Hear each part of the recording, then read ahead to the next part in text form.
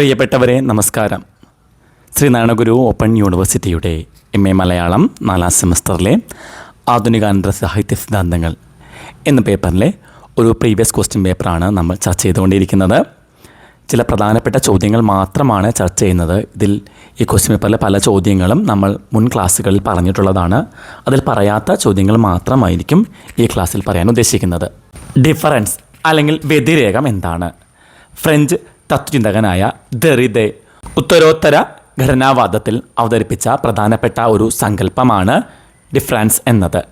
ഉത്തരോത്തര ഘടനാവാദത്തിൽ അദ്ദേഹം അവതരിപ്പിച്ച ഏറ്റവും പ്രധാനപ്പെട്ട സങ്കല്പങ്ങളിൽ ഒന്നാണ്. ഫ്രഞ്ച് ഭാഷയിലെ വ്യത്യാസപ്പെടുക, നീട്ടിവെക്കുക എന്നീ രണ്ട് അർത്ഥങ്ങൾ സമന്വയിപ്പിച്ചാണ് ടു ഡിഫർ, ടു ഡെഫർ എന്നീ രണ്ട് വാക്കുകൾ സമന്വയിപ്പിച്ചിട്ടാണ് ദെറിദ ഈ പദത്തിന് രൂപം കൊടുത്തിട്ടുള്ളത്. ഒരു ചിഹ്നത്തിനും സ്വയം പൂർണ്ണമായ സ്ഥിര അർത്ഥമില്ലെന്നും അർത്ഥം എന്നത് ചിഹ്നങ്ങൾ തമ്മിലുള്ള വൈരുദ്ധ്യങ്ങളിലൂടെയും മറ്റ് അർത്ഥങ്ങളിലേക്കുള്ള മാറ്റിവെക്കലുകളിലൂടെയും നിരന്തരം നീളുന്ന ഒന്നാണെന്നും ഈ സിദ്ധാന്തം വ്യക്തമാക്കുന്നു. ഒന്നുകൂടി പറയാം. ടു ഡിഫർ വ്യത്യാസപ്പെടുക, ടു ഡെഫർ നീട്ടിവെക്കുക എന്നീ രണ്ട് പദങ്ങൾ സമന്വയിച്ചിട്ടാണ് ഡിഫറൻസ് എന്ന് പറയുന്ന പദം ഉണ്ടായിട്ടുള്ളത്. ഒരു ചിഹ്നത്തിനും സ്വയം പൂർണ്ണമായ സ്ഥിരമായ ഒരു അർത്ഥമില്ല. അർത്ഥം എന്നത് ചിഹ്നങ്ങൾ തമ്മിലുള്ള വൈരുദ്ധ്യങ്ങളിലൂടെയും മറ്റ് അർത്ഥങ്ങളിലേക്കുള്ള മാറ്റിവെക്കലുകളിലൂടെയും നിരന്തരം നീളുന്ന ഒന്നാണെന്നും വ്യക്തമാക്കുന്നു. രണ്ടാമത്തെ ചോദ്യം, രചയിതാവിൻ്റെ മരണം, ഡെത്ത് ഓഫ് ദ ഓതർ എന്ന സങ്കല്പമാണ് നമ്മൾ പറഞ്ഞു തന്നിട്ടുള്ളതാണ്. ഫ്രഞ്ച് ചിന്തകനായിട്ടുള്ള റൊളാങ് ബാർത്തിൻ്റെ ഒരു വിഖ്യാതമായിട്ടുള്ള സാഹിത്യ വിമർശന സങ്കല്പമാണിത്, രചയിതാവിൻ്റെ മരണമെന്നത്. ഒരു കൃതി സൃഷ്ടിക്കപ്പെടുന്നതോടെ അതിന്മേലുള്ള എഴുത്തുകാരൻ്റെ ആധിപത്യവും ഉദ്ദേശ്യവും അവസാനിക്കുന്നുവെന്നും കൃതിയുടെ യഥാർത്ഥ അർത്ഥനിർണയം നടക്കുന്നത് വായനക്കാരൻ്റെ വായനയിലൂടെയാണെന്നും ബാർത്ത് വാദിക്കുന്നു. പാഠത്തിന് അനേകം അർത്ഥസാധ്യതകളുണ്ടെന്നും രചയിതാവിൻ്റെ ജീവചരിത്രപരമായിട്ടുള്ള പശ്ചാത്തലത്തിന് പ്രാധാന്യം നൽകാതെ സ്വാതന്ത്ര്യത്തോടെ ടെക്സ്റ്റിനെ വായിക്കണമെന്നാണ് ഇതിലൂടെ വ്യക്തമാക്കുന്നത്. മൂന്നാമത്തെ ചോദ്യം ഗൈനോ ക്രിറ്റിസിസമാണ്. എലൈൻ ഷോൾവാർട്ടിൻ്റെ സ്ത്രീവാദ സാഹിത്യ വിമർശന ശാഖയാണ് ഗൈനോ ക്രിറ്റിസിസം എന്നത്. പുരുഷ കേന്ദ്രീകൃതമായ സാഹിത്യ മാനദണ്ഡങ്ങളെ നിരസിച്ച് സ്ത്രീകൾ എഴുതിയ സാഹിത്യ കൃതികളെ സ്ത്രീകളുടെ അനുഭവങ്ങൾ, ഭാഷ, മാനസിക തലങ്ങൾ എന്നിവ മുൻനിർത്തി വിശകലനം ചെയ്യുന്ന രീതിയാണിത്. അപ്പോൾ സ്ത്രീകൾ എഴുതിയ സാഹിത്യകൃതികളെ സ്ത്രീകളുടെ അനുഭവങ്ങൾ, ഭാഷ, മാനസിക തലങ്ങൾ എന്നിവ മുൻനിർത്തി വിശകലനം ചെയ്യണം. സ്ത്രീയെ സാഹിത്യത്തിൽ നിഷ്ക്രിയ വായനക്കാരൻ എന്നതിലുപരി നിർമ്മാതാവായി കണ്ടുകൊണ്ട് സ്ത്രീ എഴുത്തിൻ്റെ ചരിത്രത്തെയും പാരമ്പര്യത്തെയും ഇത് അടയാളപ്പെടുത്തുന്നു. ഇവിടെ സ്ത്രീയെ സാഹിത്യത്തിൻ്റെ നിഷ്ക്രിയ വായനക്കാരി എന്നതിലുപരി നിർമ്മാതാവായി കണ്ടുകൊണ്ട് സ്ത്രീ എഴുത്തിനെ ചരിത്രത്തെയും പാരമ്പര്യത്തെയും അടയാളപ്പെടുത്തുകയാണ് ചെയ്തത്. Frankfurt school കുറിപ്പെഴുതുക. 1920കളിൽ ജർമ്മനിയിലെ ഫ്രാങ്ക്ഫർട്ട് സർവകലാശാല കേന്ദ്രീകരിച്ച് ഉയർന്നുവരുന്ന സാമൂഹിക തത്വചിന്താ പ്രസ്ഥാനമാണ് ഫ്രാങ്ക്ഫർട്ട് സ്കൂൾ എന്നത്. Max Horkheimer, Theodor Adorno, Walter Benjamin, Herbert Marcuse തുടങ്ങിയ പ്രമുഖരൊക്കെ ഈ ഭാഗത്തിൽ വരുന്ന ആളുകളാണ്. ഇവരാണ് ഇതിന് നേതൃത്വം കൊടുത്തവർ. പരമ്പരാഗത മാർക്സിസത്തെ പുനഃപരിശോധിച്ച് ഇവർ സംസ്കാരം, ജനപ്രിയ മാധ്യമങ്ങൾ, മുതലാളിത്ത ആധിപത്യം എന്നിവയെ വിമർശനാത്മക സിദ്ധാന്തത്തിലൂടെ, ക്രിട്ടിക്കൽ തിയറിയിലൂടെ വിശകലനം ചെയ്തു. ഇവരൊക്കെ ക്രിട്ടിക്കൽ തിയറിയാണ് ഫ്രാങ്ക്ഫർട്ട് സ്കൂളുമായി ബന്ധപ്പെട്ട് വരുന്നത്. 4 പ്രധാനപ്പെട്ട തത്വചിന്താകാരന്മാരാണ് ഉള്ളത്. അതിലൊന്നാമത്തെ ആൾ മാക്സ് ഹോർഖൈമർ ആണ്. Theodor Adorno, Walter Benjamin, Herbert Marcuse എന്നീ 4 പ്രമുഖർ. ഇവർ പരമ്പരാഗത മാർക്സിസത്തെ നിരാകരിച്ചവരാണ്. ഇതിനെ പുനഃപരിശോധിച്ചുകൊണ്ട് സംസ്കാരം, ജനപ്രിയ മാധ്യമങ്ങൾ, മുതലാളിത്ത ആധിപത്യം എന്നിവയെ വിമർശനാത്മകമായി ഇവ പരിശോധിച്ചു അല്ലെങ്കിൽ വിശകലനം ചെയ്തു എന്ന് പറയാം. അഞ്ചാമത്തെ ചോദ്യം ഘടനാവാദമാണ്. ഘടനാവാദം എന്താണെന്ന് നോക്കാം. ഫെർഡിനാൻഡ് സൊസ്യൂറിൻ്റെ ഭാഷാശാസ്ത്ര തത്വങ്ങളിൽ അധിഷ്ഠിതമായ 20ാം നൂറ്റാണ്ടിൻ്റെ മധ്യത്തോടെ വികസിച്ച സാഹിത്യ സാംസ്കാരിക വിശകലന രീതിയാണ് ഘടനാവാദം. നമ്മൾ ഭാഷാശാസ്ത്രത്തിൽ അത് പഠിച്ചിട്ടുള്ളതാണ്. സൊസ്യൂറാണ് ഈ സങ്കല്പം അവതരിപ്പിച്ചത് സാഹിത്യ സാംസ്കാരിക വിശകലന രീതിയാണിത്. എന്താണിത്? സാഹിത്യ സാംസ്കാരിക വിശകലന രീതിയാണ്. മനുഷ്യൻ്റെ ചിന്തയും സംസ്കാരവും സാഹിത്യവുമെല്ലാം വ്യവസ്ഥാപിതമായിട്ടുള്ള ചില ഘടനകൾക്കുള്ളിലാണ് പ്രവർത്തിക്കുന്നതെന്ന് അദ്ദേഹം പറയുന്നു. മനുഷ്യൻ്റെ ചിന്തയും സംസ്കാരവും സാഹിത്യവും വ്യവസ്ഥാപിതമായിട്ടുള്ള ചില ഘടനകൾക്കുള്ളിലാണ് പ്രവർത്തിക്കുന്നതെന്നാണ് പറയുന്നത്. സാഹിത്യകൃതിയുടെ ബാഹ്യകാര്യങ്ങൾക്കപ്പുറം അതിനുള്ളിലെ ചിഹ്നങ്ങളുടെ പാരമ്പര്യത്തെയും നിയമങ്ങളെയും വിശകലനം ചെയ്യാനാണ് ഇത് ശ്രദ്ധിക്കുന്നത്. റോമൻ യാക്കോബ്സൺ ഘടനാവാദത്തിലെ പ്രമുഖനായൊരു വക്താവാണ്. മറ്റൊരു ചോദ്യം ഓറിയൻ്റലിസമാണ്. എഡ്വേർഡ് സെയ്ദിൻ്റെ സങ്കല്പമാണ് ഇത്. 1977 പ്രസിദ്ധീകരിച്ച ഓറിയൻ്റലിസം എന്ന ഗ്രന്ഥത്തിലാണ് ഈ സാംസ്കാരിക രാഷ്ട്രീയ സങ്കല്പം അവതരിപ്പിക്കുന്നത്. പാശ്ചാത്യ ലോകം പൗരസ്ത്യ ലോകത്തെ അപരിഷ്കൃതരും യുക്തിരഹിതരുമായി ചിത്രീകരിക്കുകയും തങ്ങളുടെ അധിനിവേശത്തെ ന്യായീകരിക്കാനായി വംശീയവും വികലവുമായ അറിവുകൾ നിർമ്മിച്ചെടുക്കുകയും ചെയ്തുവെന്ന് സെയ്ദ് വ്യക്തമാക്കുന്നുണ്ട്. പൗരസ്ത്യരെക്കുറിച്ചുള്ള പാശ്ചാത്യ നിരീക്ഷണങ്ങൾ കേവലം അറിവല്ല, മറിച്ച് അധികാര പ്രയോഗത്തിലുള്ള ഉപാധിയാണ് എന്ന് ഇത് തെളിയിക്കുന്നു. 7ാമത്തെ ചോദ്യം കോളനിയനന്തര വാദമാണ്. യൂറോപ്യൻ സാമ്രാജ്യത്വത്തിൻ്റെയും അധിനിവേശത്തിൻ്റെയും ഫലമായി വിവിധ പ്രദേശങ്ങളിലെ സംസ്കാരം, ഭാഷ, രാഷ്ട്രീയം, സ്വത്വം എന്നിവയിലുണ്ടായ ആഘാതങ്ങളുടെയും മാറ്റങ്ങളുടെയും പഠനമാണ് ഇത്. ഇതൊരു വിമർശന ശാഖയാണ് കോളനിയനന്തര വാദം എന്നത്. പോസ്റ്റ് കൊളോണിയലിസം എന്നാണ് അതിൻ്റെ ഇംഗ്ലീഷ് വാക്യം. ഇപ്പോൾ യൂറോപ്യൻ സാമ്രാജ്യത്തിൻ്റെയും അധിനിവേശത്തിൻ്റെയും ഫലമായി വിവിധ പ്രദേശങ്ങളിലെ സംസ്കാരം, ഭാഷ, രാഷ്ട്രീയം, സ്വത്വം എന്നിവയിലുണ്ടായ ആഘാതങ്ങളെയും മാറ്റങ്ങളെയും കുറിച്ചുള്ള ഒരു വിമർശന ശാഖയാണിത്. അധിനിവേശ ശക്തികൾ അടിച്ചേൽപ്പിച്ച സാംസ്കാരിക മൂല്യങ്ങളെയും ആധിപത്യങ്ങളെയും ചോദ്യം ചെയ്യുകയും അധിനിവേശത്തിന് ഇരയായ ജനതയുടെ സംസ്കാരത്തെയും അനുഭവങ്ങളെയും പുനർവായിക്കുകയും ചെയ്യുക എന്നതാണ് ഈ പഠനശാഖയുടെ പ്രധാനപ്പെട്ട ലക്ഷ്യം. എഡ്വേർഡ് സെയ്ദ്, ഹോമി ബാബ, ഗായത്രി സ്പിവാക്ക് എന്നിവരൊക്കെ ഇതിൻ്റെ പ്രമുഖരായിട്ടുള്ള വക്താക്കളായിരുന്നു. 8ാമത്തെ ചോദ്യം ക്വിയർ തിയറിയുടെ അടിസ്ഥാന സങ്കല്പങ്ങൾ എന്താണ്? ആൺ, പെൺ, വിഷമ, രതി എന്നീ പരമ്പരാഗത ലിംഗഭേദ സങ്കല്പങ്ങളെയും മാനദണ്ഡങ്ങളെയും വിച്ഛേദിക്കുന്ന ചിന്താ പദ്ധതിയാണ് ക്വിയർ തിയറി എന്നത്. ലിംഗ പദവിയും ലൈംഗികതയും ജന്മസിദ്ധമല്ലെന്നും മറിച്ച് സമൂഹം നിർമ്മിച്ചെടുക്കുന്നതാണ് എന്നും ഇവർ വാദിക്കുന്നു. ഇവിടെ അവർ പറയുന്നത് ലിംഗപദവിയും ലൈംഗികതയും ജന്മസിദ്ധമല്ല, മറിച്ച് സമൂഹം നിർമ്മിച്ചെടുക്കുന്ന ഒന്നാണ് എന്നാണ് ഇവർ പറയുന്നത്. ജുഡിത്ത് ബട്ട്ലർ, മിഷേൽ ഫൂക്കോ തുടങ്ങിയവരുടെ ചിന്തകൾ ഇതിന് അടിസ്ഥാനമായിട്ടുണ്ട്. പാർശ്വവൽക്കരിക്കപ്പെട്ട ലൈംഗിക സ്വത്വങ്ങളെയും അനുഭവങ്ങളെയും അംഗീകരിക്കാനും സാംസ്കാരികമായിട്ടുള്ള വിശകലനം ചെയ്യാനും ഈ സിദ്ധാന്തം ലക്ഷ്യമിടുന്നു. മറ്റൊരു ചോദ്യം മിഖായൽ ബക്തിൻ്റെ വിശകലന സിദ്ധാന്തങ്ങൾ എന്തെല്ലാമായിരുന്നു? മിഖായൽ ബക്ത് റഷ്യൻ ചിന്തകനാണ്, അതുപോലെ തന്നെ ഒരു സാഹിത്യ വിമർശകനുമായിരുന്നു. ഭാഷയെയും സാഹിത്യത്തെയും സാമൂഹികമായ തലത്തിൽ വിശകലനം ചെയ്തുകൊണ്ട് പ്രധാനപ്പെട്ട ചില സിദ്ധാന്തങ്ങൾ അദ്ദേഹം മുന്നോട്ട് വെച്ചുകയുണ്ടായി. ഭാഷയും സാഹിത്യത്തെയും സാമൂഹിക തലത്തിൽ വിശകലനം ചെയ്തിട്ടാണ് തൻ്റെ സിദ്ധാന്തങ്ങൾ അദ്ദേഹം അവതരിപ്പിച്ചത്. ഡയലോഗിസം, ബഹുസ്വരം അല്ലെങ്കിൽ പോളിഫോണി, കാർണിവൽ സംസ്കാരം എന്നിവ അദ്ദേഹത്തിൻ്റെ പ്രധാനപ്പെട്ട സങ്കല്പങ്ങളാണ്. ഡയലോഗിസം, ബഹുസ്വരം അഥവാ പോളിഫോണി, കാർണിവൽ സംസ്കാരം എന്നിവയാണ് അദ്ദേഹത്തിൻ്റെ പ്രധാനപ്പെട്ട സങ്കല്പങ്ങൾ. ഭാഷ കേവലം ഒരു ചിഹ്ന വ്യവസ്ഥയല്ലെന്നും അത് മനുഷ്യർ തമ്മിലുള്ള സംവാദമാണെന്നുമാണ് ബക്തിൻ വാദിച്ചത്. ഭാഷ കേവലമൊരു ചിഹ്ന വ്യവസ്ഥയല്ല, അത് മനുഷ്യർ തമ്മിലുള്ള സംവാദമാണ്. അദ്ദേഹത്തിൻ്റെ പോളിഫോണി എന്ന സങ്കല്പം പ്രധാനമായും ദസ്തോവസ്കിയുടെ നോവലുകളെ മുൻനിർത്തി രൂപപ്പെടുത്തിയിട്ടുള്ളതാണ്. നോവലിൽ എഴുത്തുകാരൻ്റെ ശബ്ദം മാത്രമല്ല, വിവിധ കഥാപാത്രങ്ങളുടെ വ്യത്യസ്തമായ വീക്ഷണങ്ങളും ശബ്ദങ്ങളും സ്വതന്ത്രമായി മുഴങ്ങുന്നുണ്ട് എന്ന് അദ്ദേഹം ചൂണ്ടിക്കാട്ടി. ദസ്തോവസ്കിയുടെ നോവലുകൾ വെച്ചിട്ടാണ് അദ്ദേഹം പോളിഫോണിയെക്കുറിച്ച് വിവരിക്കുന്നത്. അദ്ദേഹം പറയുന്നത് ആ നോവലിൽ എഴുത്തുകാരൻ്റെ ശബ്ദം മാത്രമല്ല, വിവിധ കഥാപാത്രങ്ങളുടെ വ്യത്യസ്തമായ വീക്ഷണങ്ങളും ശബ്ദങ്ങളും സ്വതന്ത്രമായി മുഴങ്ങുന്നുണ്ട് എന്ന്. കൂടാതെ മധ്യകാല ഉത്സവങ്ങളെ മുൻനിർത്തി അദ്ദേഹം അവതരിപ്പിച്ച കാർണിവൽ എന്ന സങ്കല്പം ഔദ്യോഗിക അധികാര രൂപങ്ങളെയും വിലക്കുകളെയും താൽക്കാലികമായി തലകീഴായി മറിക്കുന്ന ജനപ്രിയ സംസ്കാരത്തിൻ്റെ വിമോചന സാധ്യതകളെയാണ് വ്യക്തമാക്കുന്നത്. കാർണിവൽ എന്ന സങ്കല്പം ഔദ്യോഗിക അധികാര രൂപങ്ങളെയും വിലക്കുകളെയും താൽക്കാലികമായി തലകീഴായി മറിക്കുന്നു.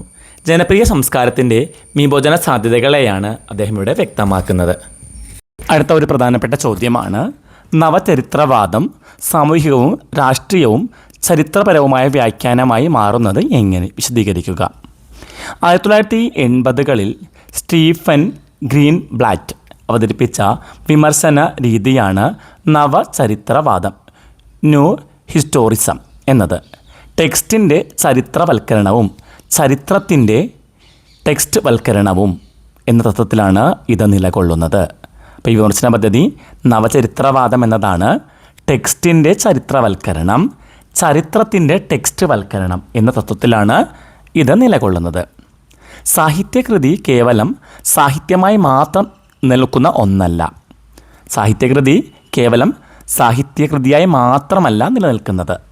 അത് എഴുതപ്പെട്ട കാലഘട്ടത്തിലെ സാമൂഹിക, രാഷ്ട്രീയ, സാംസ്കാരിക അസന്തുലിതാവസ്ഥകളുടെയും അധികാര ബന്ധങ്ങളുടെയും പ്രതിഫലനമാണ്. അത് എഴുതപ്പെട്ട കാലഘട്ടത്തിലെ സാമൂഹിക, രാഷ്ട്രീയ, സാംസ്കാരിക അസന്തുലിതാവസ്ഥകളുടെയും അധികാര ബന്ധങ്ങളുടെയും പ്രതിഫലനമാണ്.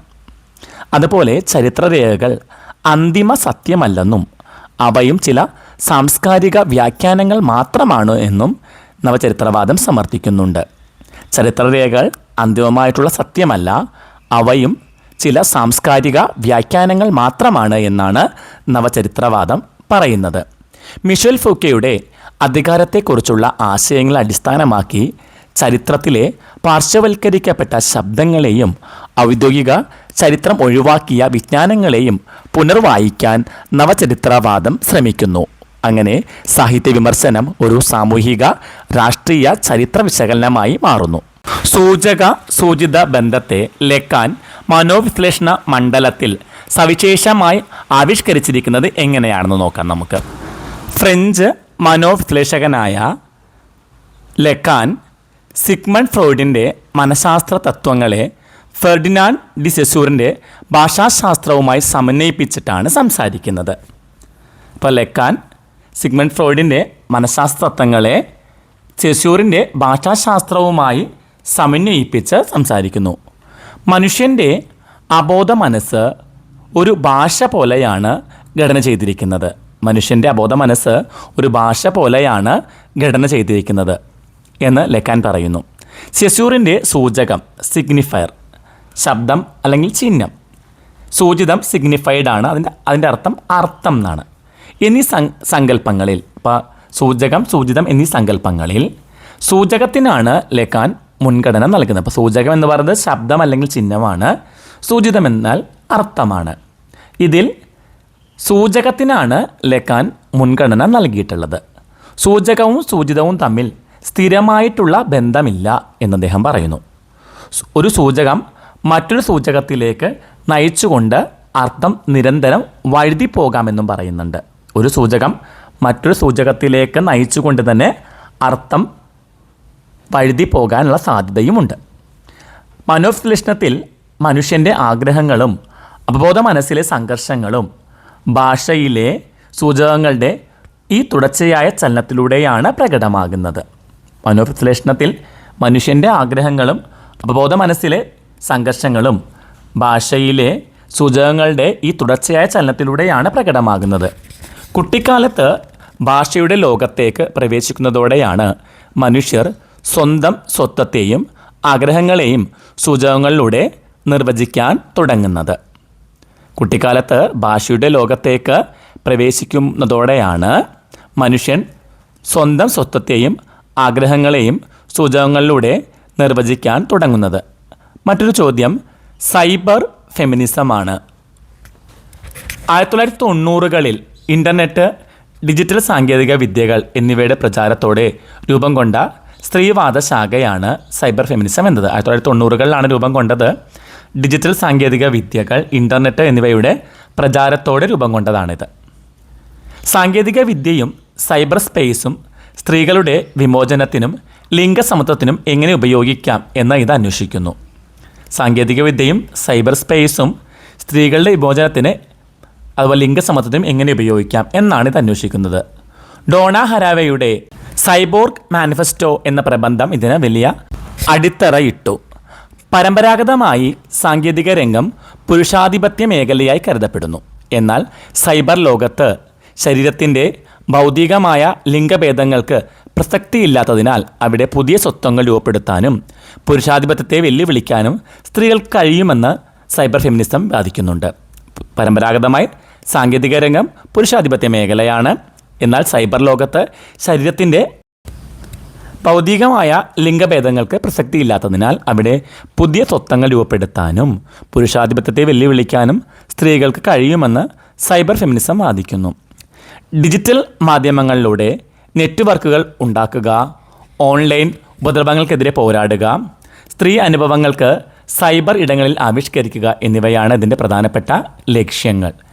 ഡിജിറ്റൽ മാധ്യമങ്ങളിലൂടെ നെറ്റ്വർക്കുകൾ ഉണ്ടാക്കുക, ഓൺലൈൻ ഉപദ്രവങ്ങൾക്കെതിരെ പോരാടുക, സ്ത്രീ അനുഭവങ്ങൾ സൈബർ ഇടങ്ങളിൽ ആവിഷ്കരിക്കുക എന്നിവയാണ് ഇതിൻ്റെ പ്രധാനപ്പെട്ട ലക്ഷ്യങ്ങൾ. മറ്റൊരു ചോദ്യം കൂടി നമുക്ക് ചർച്ച ചെയ്യാം. നവമാർക്സിയൻ സിദ്ധാന്തങ്ങളാണ്. ഇത് നമ്മൾ ഓൾറെഡി പഠിച്ചിട്ടുള്ളതാണ്. എന്നാലും നമുക്കൊന്നും കൂടി നോക്കാം. പരമ്പരാഗത മാർക്സിസത്തിൻ്റെ സാമ്പത്തിക അടിത്തറ മേൽപ്പുര മാതൃകയെ തിരുത്തി കുറിക്കുകയും കൂടുതൽ വിപുലീകരിക്കുകയും ചെയ്ത ചിന്താധാരയാണ് നവമാർക്സിസം എന്നത്. നിയോ മാർക്സിസം എന്നാണ് പറയുന്നത്. അടിത്തറ മേൽപ്പുര മാതൃകയെ തിരുത്തി കുറിക്കുന്ന ഒരു സിദ്ധാന്തമാണിത്. 20-ാം നൂറ്റാണ്ടിലെ മാറുന്ന സാമൂഹിക, രാഷ്ട്രീയ, സാംസ്കാരിക സാഹചര്യങ്ങളെ മുൻനിർത്തിയാണ് നവമാർക്സിയൻ സിദ്ധാന്തങ്ങൾ വികസിച്ച് വന്നിട്ടുള്ളത്. 20-ാം നൂറ്റാണ്ടിലെ മാറുന്ന സാമൂഹിക, രാഷ്ട്രീയ, സാംസ്കാരിക സാഹചര്യങ്ങളെ മുൻനിർത്തിക്കൊണ്ടാണ് നവമാർക്സിയൻ സിദ്ധാന്തങ്ങൾ വികസിച്ചിട്ടുള്ളത്. അന്റോണിയോ ഗ്രാംഷി അവതരിപ്പിച്ച സാംസ്കാരിക ആധിപത്യം നവമാർക്സിസത്തിലെ സുപ്രധാന സങ്കല്പമാണ്. അന്റോണിയോ ഗ്രാംഷി അവതരിപ്പിച്ചിട്ടുള്ള സാംസ്കാരിക ആധിപത്യം, കൾച്ചറൽ ഹിഗമണി, നമ്മളത് പഠിച്ചിട്ടുണ്ട് ഓൾറെഡി. അപ്പോൾ നവമാർക്സിസത്തിലെ സുപ്രധാനമായിട്ടുള്ളൊരു സങ്കല്പമാണിത്. ഭരണവർഗം കേവലം കായിക ശക്തി കൊണ്ട് മാത്രമല്ല ജനങ്ങളെ ഭരിക്കുന്നത്, മറിച്ച് സംസ്കാരം, വിദ്യാഭ്യാസം, മതം എന്നിവയിലൂടെ തങ്ങളുടെ ആശയങ്ങളെ അടിച്ചേൽപ്പിക്കുന്നു എന്ന് അദ്ദേഹം പറയുകയാണ്. അപ്പോൾ ഭരണവർഗം കേവലം കായിക ശക്തി കൊണ്ട് മാത്രമല്ല ജനങ്ങളെ ഭരിക്കുന്നത്, മറിച്ച് സംസ്കാരം, വിദ്യാഭ്യാസം, മതം എന്നിവയിലൂടെ തങ്ങളുടെ ആശയങ്ങൾ അടിച്ചേൽപ്പിച്ച് ജനങ്ങളുടെ സമ്മതി അഥവാ കൺസെൻറ്റ് നേടിയെടുത്താണ് ഭരിക്കുന്നതെന്നാണ് ഗ്രാംഷി പറയുന്നത്. ഫ്രാങ്ക്ഫർട്ട് സ്കൂളിലെ ചിന്തകരായിട്ടുള്ള അഡോണോ, ഹോർഖ്ഹൈമർ, ബെന്യാമിൻ തുടങ്ങിയവർ സംസ്കാരത്തെയും മാധ്യമങ്ങളെയും അടിസ്ഥാനമാക്കി നവമാർക്സിയൻ ആശയങ്ങൾ രൂപീകരിച്ചു. മുതലാളിത്തം സാംസ്കാരിക വ്യവസായത്തിലൂടെ ജനങ്ങളെ ഉപഭോഗ സംസ്കാരത്തെ തളച്ചിടുകയും അവരുടെ വിപ്ലവവീര്യം നഷ്ടപ്പെടുത്തുകയും ചെയ്തുവെന്ന് അവർ തെളിയിക്കുന്നു. ഒന്നുകൂടി പറയാം. മുതലാളിത്തം സാംസ്കാരിക വ്യവസായത്തിലൂടെ ജനങ്ങളെ ഉപഭോഗ സംസ്കാരത്തെ തളച്ചിടുകയും അവരുടെ വിപ്ലവവീര്യം നഷ്ടപ്പെടുത്തുകയും ചെയ്തുവെന്നാണ് അവർ പറയുന്നത്. ലൂയി അൽത്തൂസർ അവതരിപ്പിച്ച ഐഡിയോളജിക്കൽ സ്റ്റേറ്റ് അപ്പാരറ്റസ് എന്ന ആശയം മറ്റൊരു പ്രധാന സംഭവമാണ്. സ്കൂളുകൾ, കുടുംബങ്ങൾ, മാധ്യമങ്ങൾ എന്നിവയിലൂടെ ഭരണകൂട പ്രത്യയശാസ്ത്രം മനുഷ്യരിൽ എങ്ങനെ സ്വാഭാവികമായി അടിച്ചേൽപ്പിക്കപ്പെടുന്നുവെന്നാണ് അൽത്തൂസർ പറയുന്നത്. സ്കൂളുകൾ, കുടുംബം, മാധ്യമങ്ങൾ എന്നിവയിലൂടെ ഭരണകൂട പ്രത്യയശാസ്ത്രം മനുഷ്യരിൽ എങ്ങനെയാണ് സ്വാഭാവികമായി അടിച്ചേൽപ്പിക്കപ്പെടുന്നതെന്ന് അദ്ദേഹം വിശദീകരിച്ചു. ചുരുക്കത്തിൽ കേവല സാമ്പത്തിക വിശകലനത്തിനപ്പുറം സംസ്കാരം, പ്രത്യയശാസ്ത്രം, മാധ്യമങ്ങൾ എന്നിവയുടെ പങ്ക് അപഗ്രഥിക്കാൻ നവമാർക്സിയൻ സിദ്ധാന്തങ്ങൾക്ക് സാധിച്ചു എന്ന് പറയാം. മറ്റൊരു ചോദ്യം, ഭാഷ അതിശക്ത ഉപകരണമായി പ്രവർത്തിക്കുന്നു എന്ന് ഫ്രാൻസ് ഫനാൻ പറയുന്നതിൻ്റെ അടിസ്ഥാനമെന്ത്? മൾട്ടനിക് ചിന്തകനും കോളനിയാനന്തര സിദ്ധാന്തകനുമായ ഫ്രാൻസ് ഫനാൻ തൻ്റെ ബ്ലാക്ക് സ്കിൻ, വൈറ്റ് മാസ്ക്, കറുത്ത തോലും വെളുത്ത മൂടുപടങ്ങളും എന്ന ഗ്രന്ഥത്തിൽ അധിനിവേശ ഭാഷ എങ്ങനെ മനുഷ്യരിൽ ആധിപത്യം സ്ഥാപിക്കുന്നുവെന്ന് വ്യക്തമായി പറയുന്നുണ്ട്. ബ്ലാക്ക് സ്കിൻ, വൈറ്റ് മാസ്ക് എന്ന ഗ്രന്ഥത്തിൽ അധിനിവേശ ഭാഷ എങ്ങനെ മനുഷ്യരിൽ ആധിപത്യം സ്ഥാപിക്കുന്നു എന്ന് പറയുന്നു. ഭാഷ കേവലമൊരു ആശയവിനിമയ ഉപാധി മാത്രമല്ല, മറിച്ച് സംസ്കാരത്തെയും മൂല്യവ്യവസ്ഥയെയും ചുമക്കുന്ന മാധ്യമമാണ് എന്ന് അദ്ദേഹം പറയുന്നു. അധിനിവേശ ശക്തികൾ തങ്ങളുടെ ഭാഷയെ ഉന്നതവും പരിഷ്കൃതവുമായി ചിത്രീകരിക്കുമ്പോൾ തദ്ദേശീയ ഭാഷകളെ അപരിഷ്കൃതമായി അധപ്പതിക്കുന്നു. കൊള്ളിവൽക്കരിക്കപ്പെട്ട വ്യക്തി അധിനിവേശക്കാരൻ്റെ ഭാഷ സംസാരിക്കാൻ തുടങ്ങുമ്പോൾ അയാൾ അറിയാതെ തന്നെ അധിനിവേശക്കാരൻ്റെ സംസ്കാരത്തെയും മൂല്യങ്ങളെയും സ്വീകരിക്കാൻ നിർബന്ധിതനാകുന്നു. അധിനിവേശ ഭാഷ കൈകാര്യം ചെയ്യുന്നതിലൂടെ തങ്ങൾക്ക് ഉന്നത സ്ഥാനം ലഭിക്കുന്നുവെന്ന് കറുത്ത വർഗ്ഗക്കാർ കരുതുന്നുണ്ട്. അധിനിവേശ ഭാഷ കൈകാര്യം ചെയ്യുന്നതിലൂടെ തങ്ങൾക്ക് ഉന്നത സ്ഥാനം ലഭിച്ചു എന്ന് കറുത്ത വർഗ്ഗക്കാർ കരുതുന്നു. എന്നാൽ അത് അവരെ സ്വന്തം വംശീയ സ്വത്വത്തിൽ നിന്ന് അന്യവൽക്കരിക്കുക മാത്രമാണ് ചെയ്യുന്നത്. ഇതെന്നാൽ തെറ്റായൊരു ചിന്താഗതിയാണ്. അവരെ സ്വന്തം വംശീയ സ്വത്വത്തിൽ നിന്ന് അതിനെ അന്യവൽക്കരിക്കുകയാണ് അവിടെ നടക്കുന്നത്. വിദേശ ഭാഷ സംസാരിക്കുമ്പോൾ അവർ തങ്ങളുടെ യഥാർത്ഥ സ്വത്വം മറന്ന് വെളുത്ത മൂടുപടം അണിയുകയാണ്. തങ്ങളുടെ യഥാർത്ഥത്വം മറന്നു പോയിട്ട് മറ്റൊരു വെളുത്ത മൂടുപടം അണിയുകയാണ് അവർ ചെയ്യുന്നത്. അങ്ങനെ ഭാഷയിലൂടെ ഒരു ജനതയുടെ മനസ്സിനെ കീഴടക്കാനും അവരിൽ അരക്ഷിതാവസ്ഥയും അധംബോധവും വളർത്താനും അധിനിവേശക്കാർക്ക് കഴിയുന്നു. ഈ കാരണങ്ങൾ കൊണ്ടാണ് ഭാഷ വെറുമൊരു മാധ്യമമല്ല, മറിച്ച് അധിനിവേശത്തിൻ്റെ ഏറ്റവും വലിയ അതിശക്ത ഉപകരണമാണ് എന്ന് ഫനാൻ വ്യക്തമാക്കുന്നത്. ഇതോടെ നമുക്ക് ആധുനികാനന്തര സാഹിത്യ സിദ്ധാന്തങ്ങളുടെ ക്ലാസ് അവസാനിപ്പിക്കാം. 3 വർഷങ്ങളിലെ പ്രധാനപ്പെട്ട ചോദ്യങ്ങളെല്ലാം തന്നെ നമ്മൾ കടന്നു പോയിട്ടുണ്ട്. എല്ലാവരും ഇത് നല്ല രീതിയിൽ പഠിക്കുമെന്ന് വിചാരിക്കുന്നു.